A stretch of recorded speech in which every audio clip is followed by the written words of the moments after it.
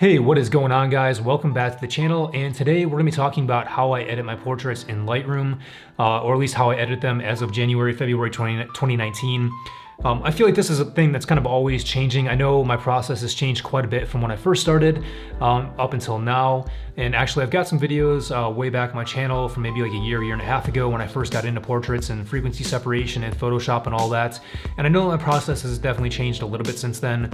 So I just kind of want to update this and give you guys a up-to-date video on how I go about doing it. So it's actually gonna be a two-part series. In this video, we're gonna start with how I edit or do my edits in Lightroom, basically my basic adjustments to kind of get the file to pop just a little bit.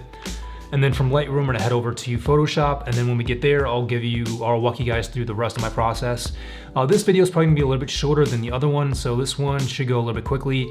The next video for Photoshop is a little bit more involved. There's a lot of steps there where I'm gonna have to walk you guys through. So that video is gonna take a little bit of time, but at any rate, this is gonna be part one of the series. Definitely watch this video first. It's definitely important that you have this process down first before we take it into Photoshop. So yeah, watch this video first, then jump on over to the other one. I'll link to it down below when you're done with this, and then we'll go from there. But without further ado, let's go ahead and jump on into Lightroom and get started on this edit. Okay guys, so here we are in Lightroom. This is going to be the photo I am editing today for you. This was actually taken in my last workshop in January, just a couple weeks ago, about 2 weeks ago as of yesterday. So I'm trying to update my video and update my process for you guys and kind of give you an idea of how I go about doing my Lightroom stuff, like I said earlier. And so really, let's just go ahead and jump on into it and kind of learn as we go. Now, if you're not really familiar with Lightroom, the primary tools you're gonna be using are pretty much all gonna be in this right-hand side in this kind of this toolbar, so to speak, or this tool palette, whatever you wanna call it. I'm sure there's probably a given name by Adobe, but we're just gonna call it the tool panel or whatever. So really pretty much like most things, it starts with this basic panel. For pretty much all of my portraits, this is where kind of the editing begins. There's some tools up here, we'll kind of go over those as we move along, but for the most part, this is where I begin. So let's jump on into it. Typically the first thing I'll do when I bring an image into Lightroom is within the basics tab or the basics panel, I'll come down here to exposure. And this is usually the first thing I adjust just to kind of get a better idea or just bring the image up to a proper exposure. So right now I'd say it's actually maybe just a little bit underexposed. So I'm gonna go ahead and raise that up a little bit to something like that. That looks pretty good to me. And then contrast is right there. I'm gonna go ahead and bring up the contrast. And that's something I pretty much do in every single photo of mine. I shoot all my files in RAW. So raw files straight out of camera, just by their very nature, tend to be a little flat. So adding a little bit of contrast back in is just something I do in pretty much every photo I have. Sometimes I add in more, sometimes less. This one's already pretty contrasty just because we're using off-camera lighting in the shot. So I really don't have to go too crazy with it. Something like 10 or 15 looks pretty good, so I'm gonna go ahead and leave it right about there. The next thing I'm gonna do is actually come down here to highlights, and I'm gonna go ahead and bring those down a little bit just because I wanna darken that background. And now something I'll say real quick as we jump into these sliders and we start moving things around and making adjustments. One thing to keep in mind is every image is going to be different. No two images are going to require the exact same type of edit. Some images I might drop the shadow, some images I might raise the shadow, some images I might leave the highlights alone, other images I might pull the highlights down. Very rarely do I ever bring the highlights up, but I suppose it could happen. So just keep that in mind as I'm going through these things. If you're editing a different photo and you're following along with this, the adjustments I make for this photo may not be the same adjustments you need on your photo to make it look right. So just keep that in mind, kind of play around with things. It's totally an appropriate way of going about learning Lightroom to take a slider and just go from one extreme to the other and find out what looks bad and then what looks good and find something in the middle that you're happy with. And generally speaking, it's usually going to be somewhere in the middle. It's not going to be at one of these extremes.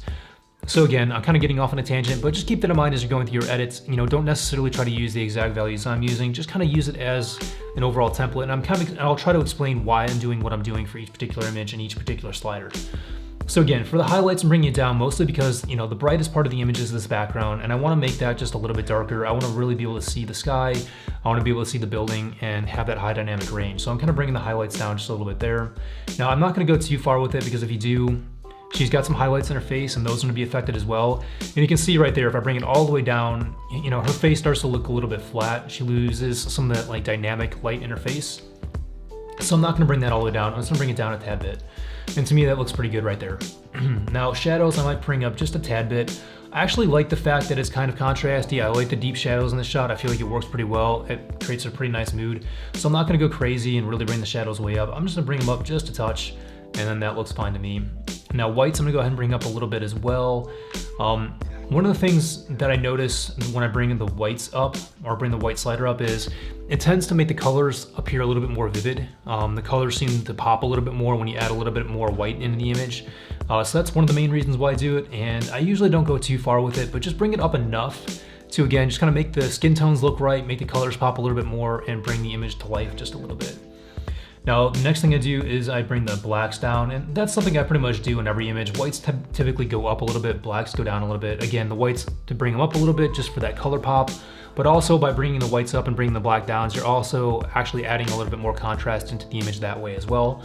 So that's something else to keep in mind. And so that looks pretty good for this section. I'm actually happy with that.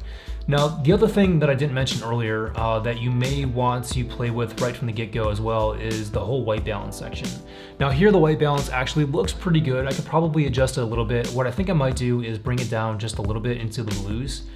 But the white balance, again, if you're not really familiar with it, it's really pretty much just finding the right color balance, right? So there's different temperatures of color, or different temperatures of light, I should say. So here I was using a flash. Flashes are pretty much balanced around 5500 Kelvin, which is basically the same color of light as daylight. So it makes sense that by bringing it down to about 6000, that looks pretty good to me. And I also tend to try to keep things a little bit on the warm side, especially skin tones. You don't want them to be super warm, but just warm enough to where it looks like there's good glow to the skin. They look healthy, they look, you know, the skin tones just look right. You don't want to go too far with it. If you bring it all the way too far to the right, then they start to look like they've got jaundice, or they've got some sort of weird disease going on. You don't want that. You definitely want the skin tones to look very natural, very normal. So I'm gonna go ahead and bring that down to about 6000, and I think that looks pretty good. It's not too cool, it's not too warm. Skin tones look very natural, and she's got a nice good glow to her skin. So that I'm happy with. I'm gonna go ahead and leave that right there. Same thing with the white balance. You've also got your tint slider as well. So if your image is looking too green, you can always take your slider and push it more towards a magenta, or on the other hand, if your image is looking too magenta, you can always push it back towards the greens. I find that typically speaking that most of your white balance settings in here are going to do a really good job of setting your tint along with your white balance. So for the most part, I very rarely have to adjust the tints, but just know that if you see too much magenta or you see too much green, you can go ahead and use your tint slider to kind of correct that a little bit. All right, so moving on, we're gonna go down here to the presence section of this basics panel, and we're going to add in just a little bit of clarity. Now on portraits, I recommend not going too heavy on the clarity. Clarity tends to do a couple things. One, it'll kind of pull a little bit of contrast out of your image, but it's also going to kind of sharpen the image a little bit. And you don't want to sharpen it too much, especially on a portrait, because you're gonna end up sharpening the skin, and overly sharpened skin is not a very good look. So I don't go too crazy on the sharpening. I give it just a touch, and then that's really about it. And then I come down here to vibrance, and I give that just a touch to the right as well. Add in a little more vibrance, which just make the colors pop a little bit more, and makes everything come alive a little bit. Adds a little bit of extra color to the image. But again, I'm very light-handed. I don't go crazy. My Lightroom edits are typically very mild. I don't go too extreme with them because I'm gonna do most of my toning in Photoshop. So that's just something to keep in mind as well. But that's pretty much it right there for the basics panel. Adjust the exposure, add a little contrast in, adjust your highlights, shadows, whites, blacks, touch clarity, touch of vibrance, and that's pretty much what I do for like 90% of my portraits. So I'm gonna go ahead and call that good there. We're gonna go ahead and collapse the basic panel and move on to tone curve. Now tone curve, I'm not actually going to cover in this video. It's something that I don't use all the time, and I feel like it's not really necessary if you're just getting started with photo edits. Now, the tone curve is a really useful tool, don't get me wrong. I love it and I do use it. It's just not something that I use all the time, and it's something that I think really requires a lot of time to play with to really get good with using it. And it's not something that I can really cover quickly in a tutorial. Maybe I can do another video in the future where I talk about some different methods for using the tone curve to get some kind of unique images or some unique looks. But feel free to watch some other videos on the tone curve and have some other people walk you through how they use it. But that in itself could be its own video, so I'm not gonna cover it in this one, especially because, again, I don't really use it all that often. So let's go ahead and move on from there. So next things next is the HSL color tab. Let's go ahead and expand that. And HSL stands for hue, saturation, and luminance. Now, hue, as you might imagine, is basically affecting the color of the image. So, for example, you can go in here to the background where you see this blue sky, and if I wanted to, I could take that blue and I could go down here to my blue slider and I could either drag it to the left and make it more green. And then back here, you can see it actually made the sky look a little bit more green or aqua. And if I go the other way with it, I can actually take that blue sky and actually make it look a little bit more magenta or purpley. So that basically, the hue sliders allow you to actually change the actual nature of the color itself. You can take it from one extreme to the other, and you can really get some pretty unique looks in there if that's something you want to do. I very rarely use the hue slider in Lightroom. If I really want to change colors, again, I do that in Photoshop because you have a lot more, I feel like, a lot finer control over making those adjustments in Photoshop than you do Lightroom. And since I take pretty much all my portraits into Photoshop anyway, I pretty much use leave the hue sliders alone. Saturation, I will use the saturation sliders in Lightroom occasionally if there's a color that I want to remove from the image. If there's something that I feel like is distracting, something that doesn't belong there, you can go in here, you can kind of mute that color a little bit. In this particular photo, I feel like the color palette all kind of works together. There aren't any colors in this particular image that I really want to accentuate or remove. So I'm gonna leave the saturation sliders alone. Now, the one thing I'll mention about luminance is, the difference between luminance and saturation is luminance makes colors either brighter or darker. Saturation kind of really makes them more saturated, whereas luminance, it's just basically adding either lightness or darkness to that color. So for example, if I want to make that sky in the background a lot darker, what I could do is just take the blue slider and bring it down. It's gonna make it a lot darker. On the other hand, if I bring it up, it's gonna make it a lot brighter, almost white. Obviously, both extremes in that case don't look very good, so really I'm gonna leave that alone. If anything, I'd maybe bring it down just a touch. But for the most part, I'm gonna leave most of these alone.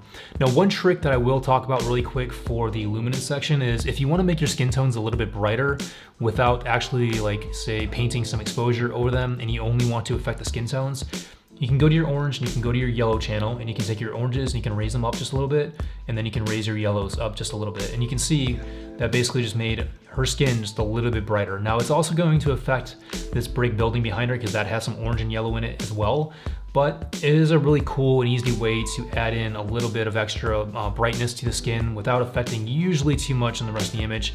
Depending on the colors that are in your image, you may or may not affect the background. Here, you'll see a little bit of brightness jump on that building, but nonetheless, it's kind of a cool way to add a little bit of brightness or cheat a little bit of brightness into the skin tones if that's something that you want to do. That's a trick I use pretty often, but that's really it for luminance. Again, just kind of go through here, and if you see any colors in your image you want to make brighter or darker, go for it. Have fun, play around with them, and like most of anything with Lightroom, it is just, experiment and see what looks good to you. What looks good to you may, look great to me, it may not, and vice versa. What I think looks good may not look good to you. There's a lot of subjectivity when it comes to editing photos.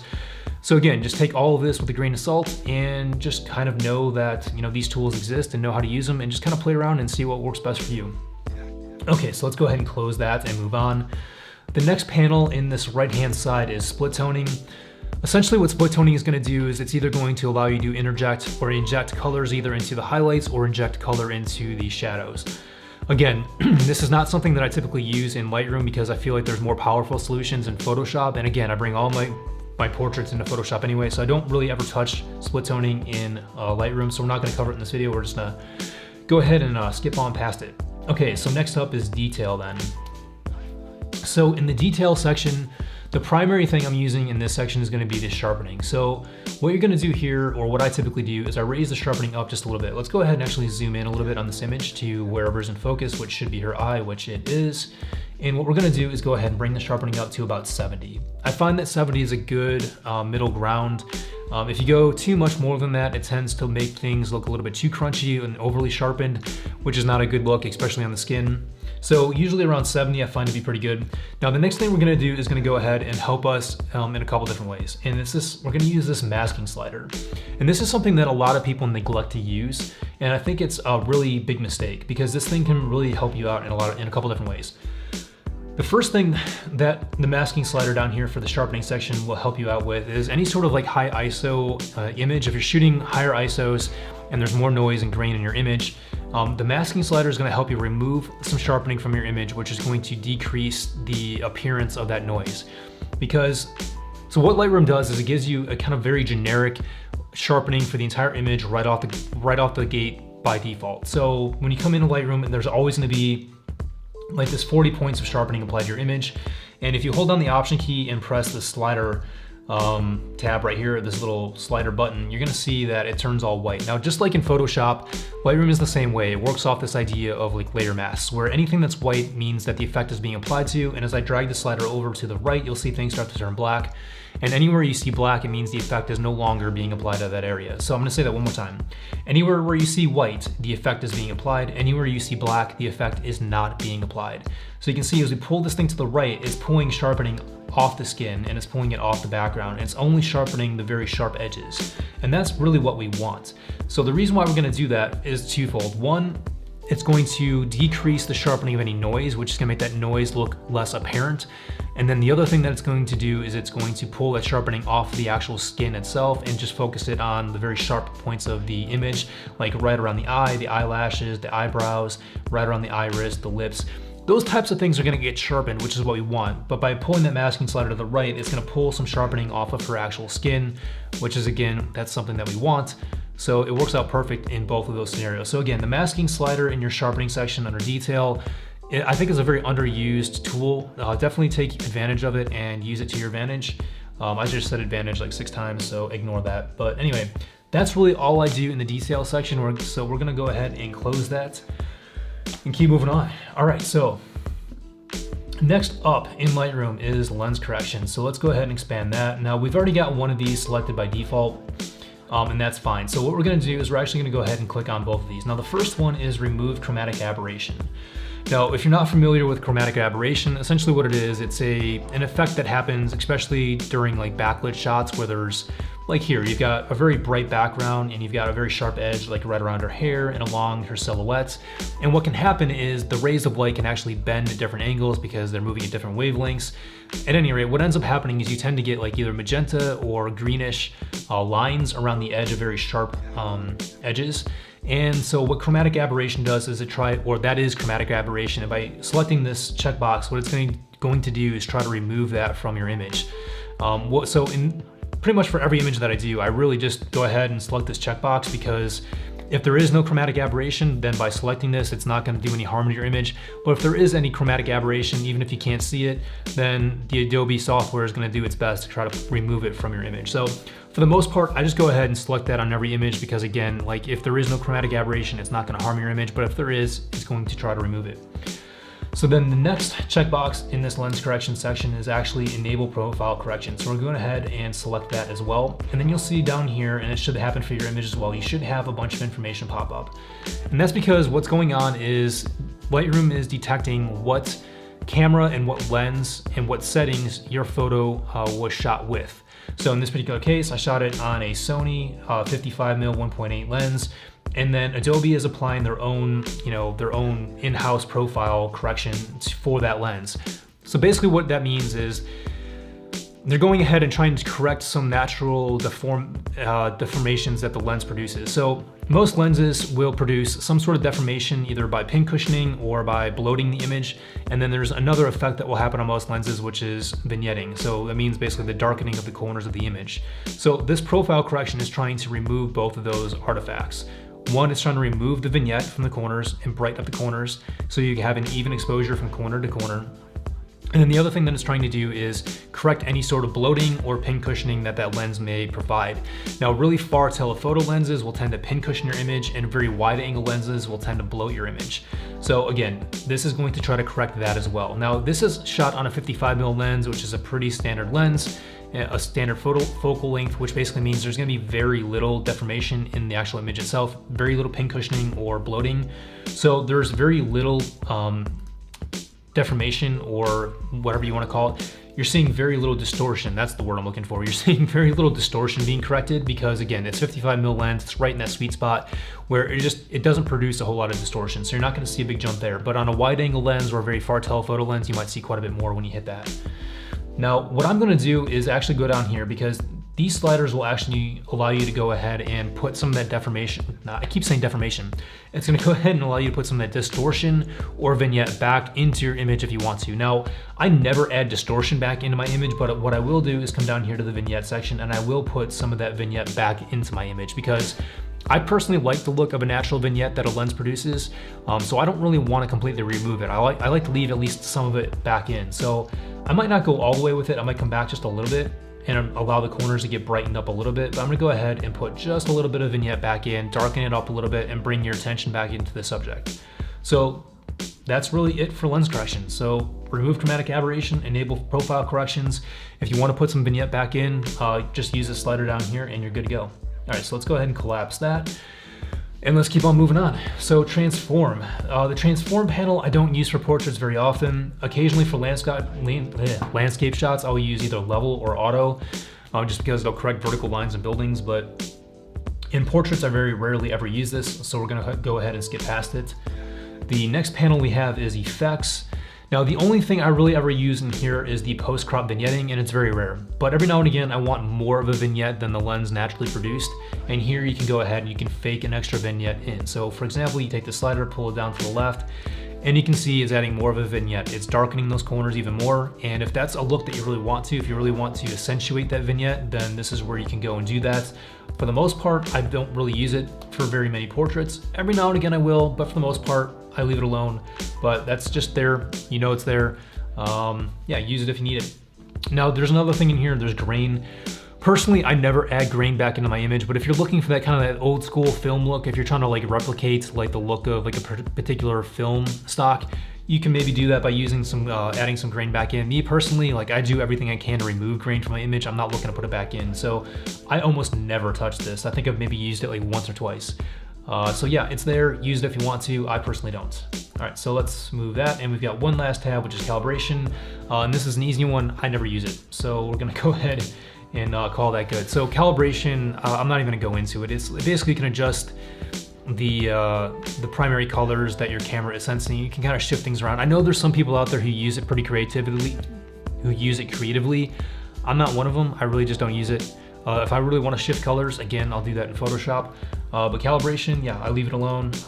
So I'm not going to talk about it because I don't use it. So, and that's honestly, guys, that's really about it for Lightroom. That's the majority of what I do in my portraits. Those are all the different tabs I use. Those are sliders I primarily adjust. And that's really about it. It's pretty straightforward, pretty basic. And it's really, this portion of the edit is really just kind of bringing the photo back to, or not back to, but just kind of giving it a little bit of life, a little bit of pop, a little bit of contrast, and just make it jump a little bit more. Because if we look at the original, it's a little flat, the colors are a little muddy, it's a little unsharpened, but then we go back after just a few adjustments and then things just, they just start to pop a little bit more. I feel like the image is kind of pulled together a little bit more. It looks more complete, it looks more polished, but that's just the beginning, because the next step is we're gonna go over to Lightroom and do some more edits there, and that's actually gonna be quite a bit longer of a video. So go take a break, go use the restroom, go get a drink, and then I'll meet you guys in the next video, and we're gonna go ahead and walk through my process of editing portraits in Lightroom, and it should be fun. All right, guys, take care, catch you in the next video. See you there, later.